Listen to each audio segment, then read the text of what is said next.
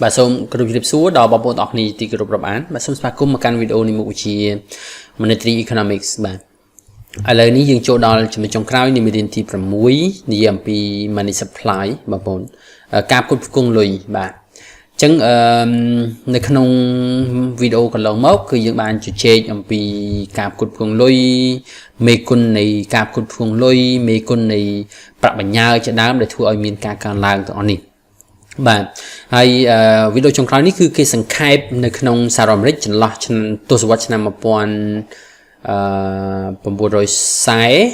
มาปอนปมบุรีไซบ่าเราโหดอลมาปอนปมบุรีไปจันละนั่งให้นั่งจันละ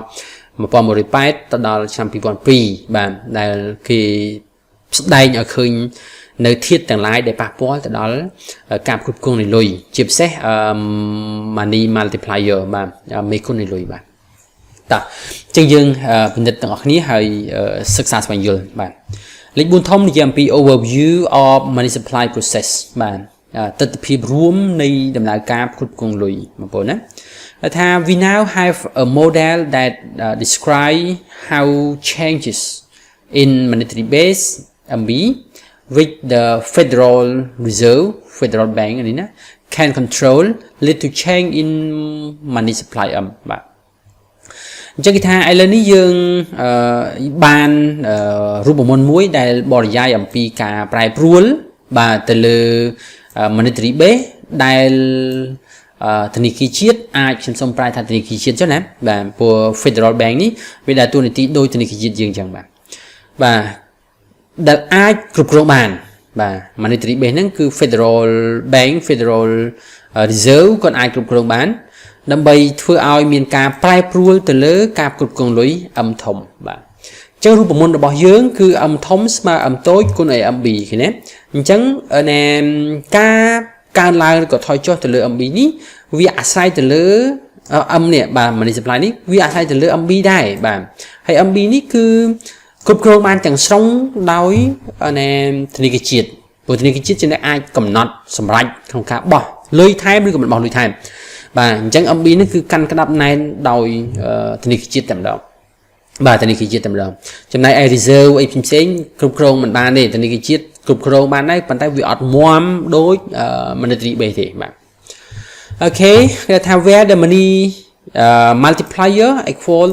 โต้สมัยมวยบวก c หรือ a บวก e บวก c แบบโอเคจังในขนมmonetary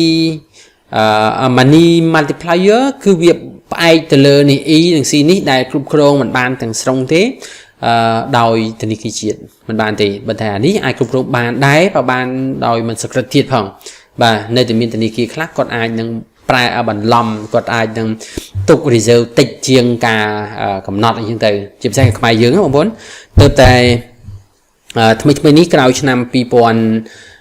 ผมไว้แต่มีบาดไหเมาส์จังธนาคารจิตจังสิ่งใดในนวมตั้งรังติดของการควบคุมปรับปรุงกระตับกระดังบ่าเรียงตั้งแต่งติดปีมุนเมาส์เต้ผมปีมุนเมาส์มันมีเต้มันมีครุบกรอนเต้เอาเดียวทำเอาตุกดอกปีพิโรยตุกอย่างชั้นผมไว้พิโรยโอเคแต่เลยตั้งใจบางคนตั้งใจ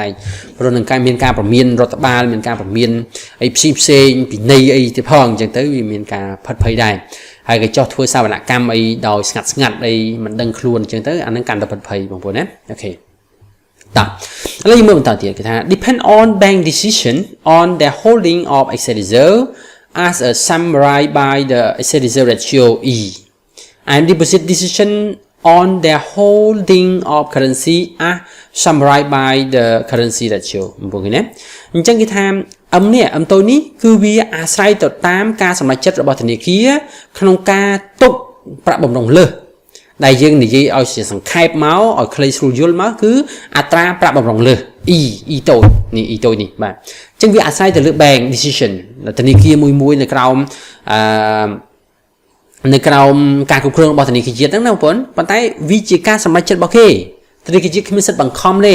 นั่งนะเอาพอธนาคารจิตอาจมันเช่นฉบับกำหนดท่าเอาเอเซอร์เซอร์นี่ผมมีปัญหานั่งจะปัจจัยกับติ๊กของการควบคุมแบ่งบอกเฮได้แบ่ง management คือควบคุมแต่ตรง liquidity บอกเฮบางคน liquidity management นั่งคือควบคุมจังบอกเฮเตอร์จังธนาคารจิตดาวไปยาวฮะ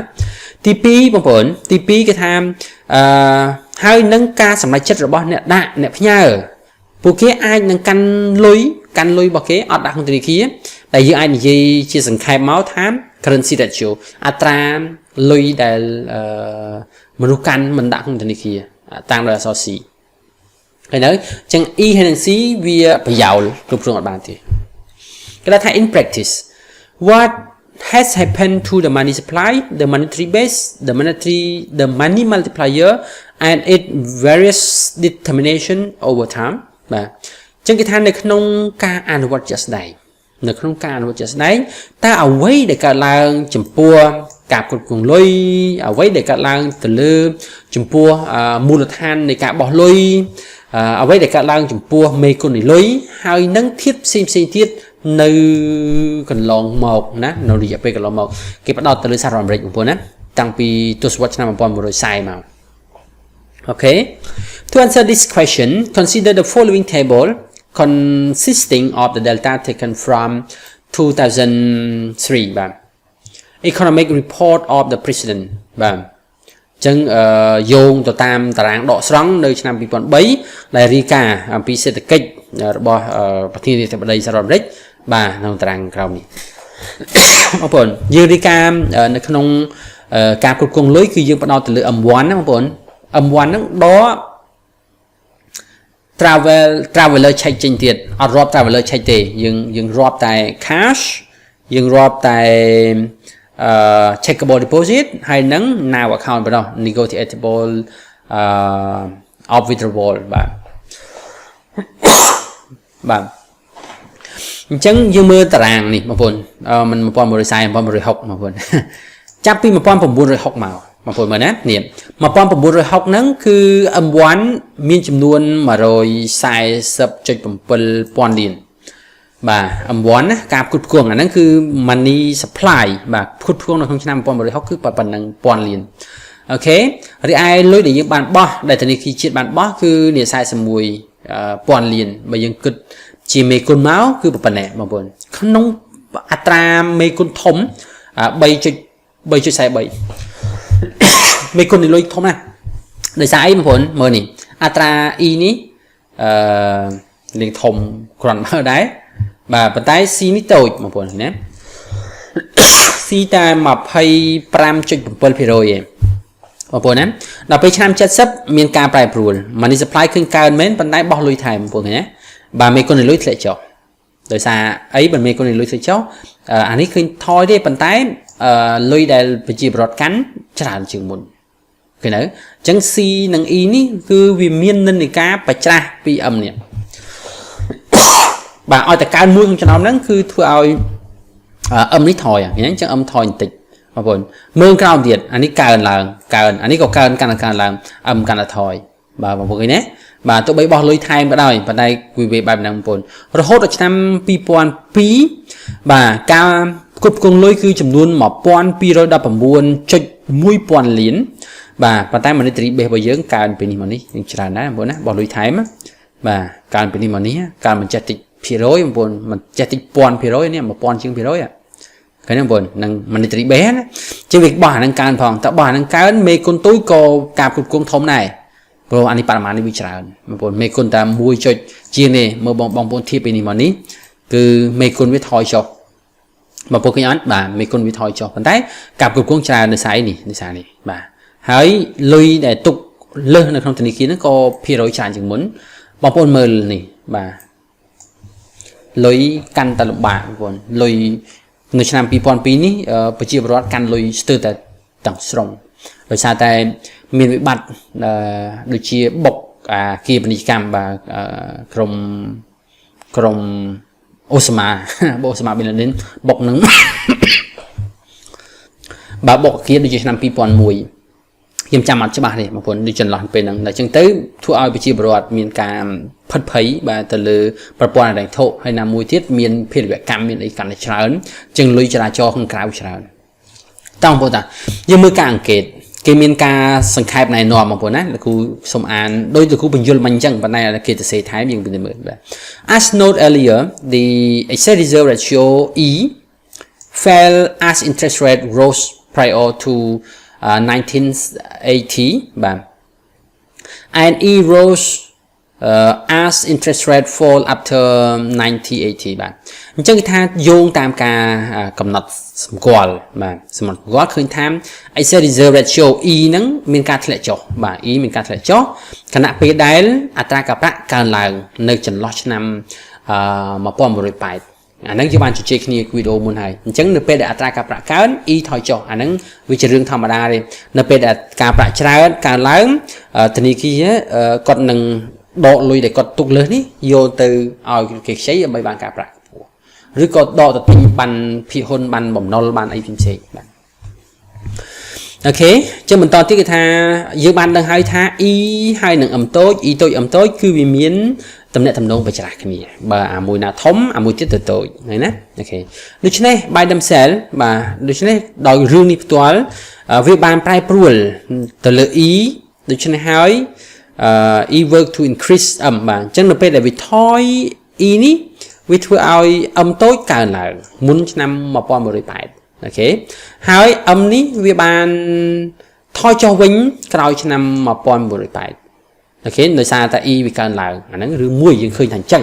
ណាបងប្អូនឃើញណា E វាចាប់ដើមកើនឡើងនេះពីបែបនេះមកដល់បែបនេះណាអញ្ចឹងចាប់ដើម M កើនឡើងដែរ M ថយចុះសុំទៅHowever, this movement in E cannot be whole story since in fact was falling ever before 1980 បាទអញ្ចឹងគេថាទោះជាយ៉ាងណាក៏ដោយរឿងនេះការប្រែប្រួល E នេះវាមិនមែនគ្រាន់តែជារឿងមួយដែលធ្វើឲ្យ M ចុះថយទេបាទមិនមែនទេM នេះវាថយតាំងពីមុនឆ្នាំទសវត្សរ៍ឆ្នាំ1980ទៀតផងបងប្អូនមើលនេះពេលនេះមកនេះវាថយណាវាថយមិនមែនតែ E ថយទេ E កើនទេមិនមែន E កើនពេលនេះមកនេះបានជាធ្វើឲ្យmonetary money multiplier ថយទេមិនទេវាថយពីមុននឹងដែរវាថយពីមុនឃើញទេអូខេអញ្ចឹងហ្នឹងគេថាម៉េចបងប្អូន so we must look at least one of the other determinant of M បាទអញ្ចឹងគេថាយើងត្រូវតែពិនិត្យមើលយ៉ាងហោចណាស់រឿងរ៉ាវដែលអាចកំណត់ទៅលើ M បាទដែលអាចបញ្ជាទៅលើ M តូចបងប្អូនតែថា currency ratio has risen steadily over the past 4 years បងប្អូនអញ្ចឹងគេថានេះ C នេះវាកើនឡើងបងប្អូនឃើញវាកើនឡើងណាក្នុងចន្លោះពេល40ឆ្នាំជាងហ្នឹងវាកើនឡើងយើងមើលឃើញក្នុងតារាងបងប្អូនឃើញណាវាកើនឡើងមកឃើញកើនឡើងអញ្ចឹងយើងមិនមែនមិនអាចមើលតែ E នឹងមួយទេយើងត្រូវមើល C ដែរបាទ C នឹងក៏វាពាក់ព័ន្ធដែរព្រោះវារូបមន្តវានេះវានៅក្រោមនឹងដូចគ្នានេះអាមួយណាកើនក៏ធ្វើឲ្យ M ថយដែរបងប្អូនឃើញណាអញ្ចឹងកើនរហូតដល់ខ្ញុំបានណែនាំហ្នឹងអូខេបន្តទៀតwe know that C and M are negatively related អញ្ចឹងយើងបានដឹងកន្លងមកហើយថា C ហើយនឹង M តូចនេះ C តូច M តូចនេះវាមានតំណែងតំណងបញ្ច្រាស់គ្នាដូច្នេះ the long run decline in money multiplier M តូច seem mainly to reflect the long run's increase in C កន្លែងនេះគេថាដូច្នេះអាការធ្លាក់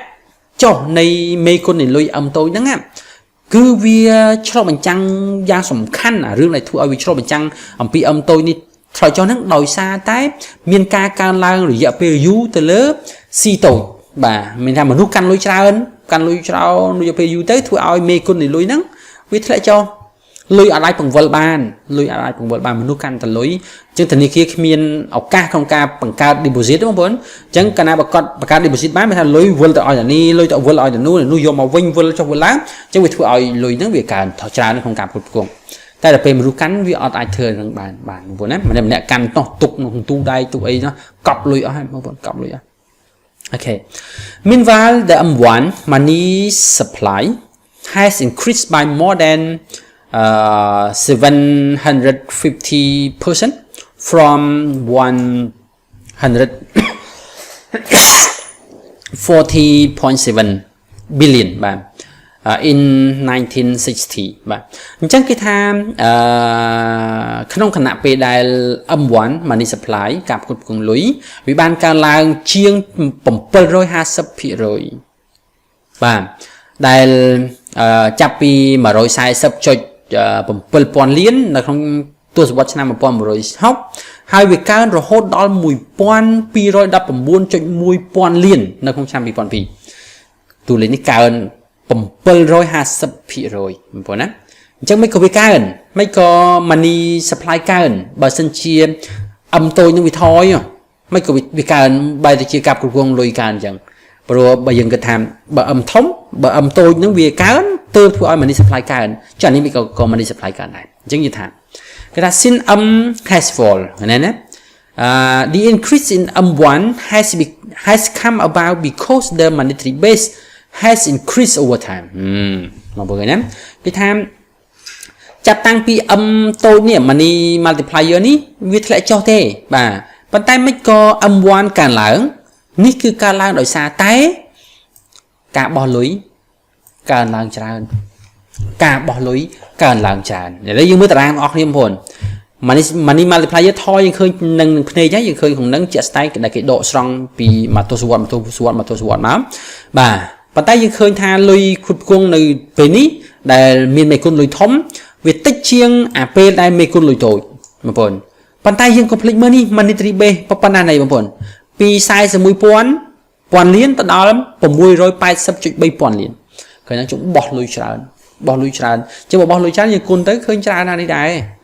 តោះនេះចឹងបងប្អូនចឹងវាកើនអញ្ចឹងបងប្អូនណាអាហ្នឹងវាមូលហេតុចឹងតាចឹងថា in fact the monetary base has increased by more than 1 សំទោសអូខេសូមពេចទៅមិញរវល់ទូរស័ព្ទតាឥឡូវខ្ញុំបន្តបញ្ចប់វាបាទ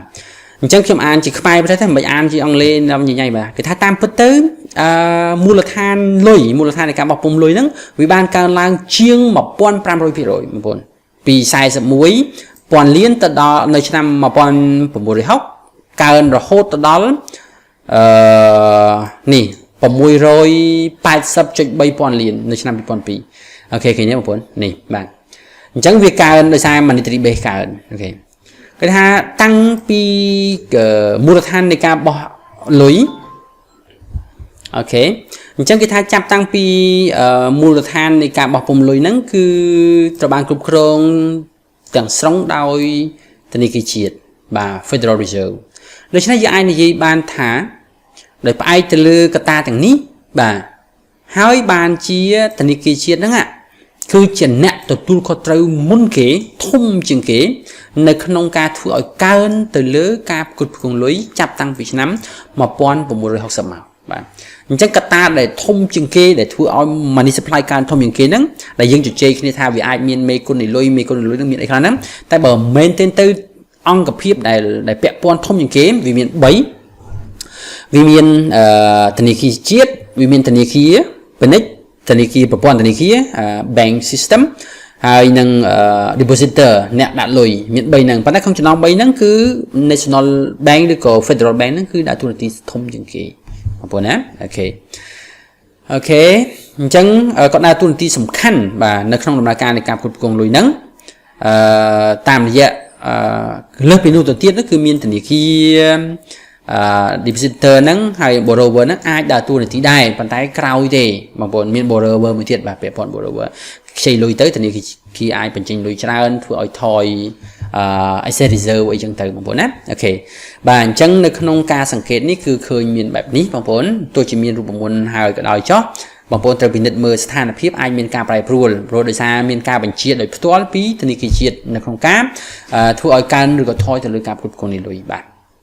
អូខេអញ្ចឹងវីដេអូនេះខ្ញុំសូមបញ្ចប់ប៉ុណ្ណេះសង្ឃឹមថាបងប្អូនទាំងអស់គ្នាអាចស្វែងយល់ជាពិសេសមើលតារាងឡើងវិញហើយជាមួយនឹងការពន្យល់ទាំងអស់នេះបាទអញ្ចឹងវីដេអូនេះខ្ញុំសូមបញ្ចប់ប៉ុណ្ណេះសូមអរគុណច្រើនបាទសូមជម្រាបលាបាទ